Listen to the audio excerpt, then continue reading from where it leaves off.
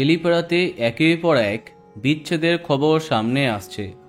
গতকাল একসাথে ডিভোর্সের কথা ঘোষণা করে দুই জনপ্রিয় টেলি দম্পতি কৌশিক দীপসেতা এবং সুস্মিতা সব্যসাচী। ছোট বড়দার অত্যন্ত জনপ্রিয় মুখ সুস্মিতা রায়।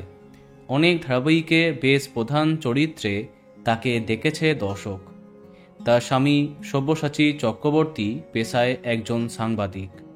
এছাড়াও তিনি অভিনেতা সায়ক চক্রবর্তীর দাদা। এবার বিচ্ছেদের পথে এই দম্পতি। অভিনেতা সায়ক চক্রবর্তীর একাধিক ব্লগে তাদের প্রেম খুনসুটির পরিচয় পেয়েছে দর্শক।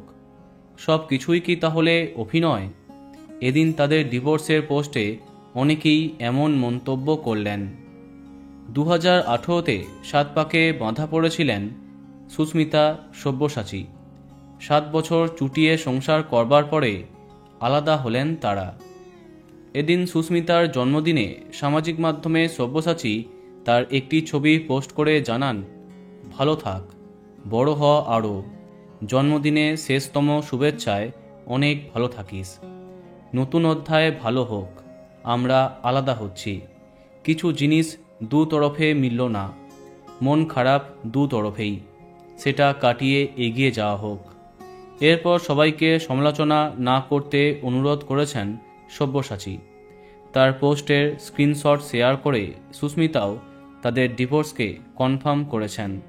কিন্তু কেন 7 বছরের সুখের সংসার ভাঙল সেটা কেউ খোলসা করলেন না।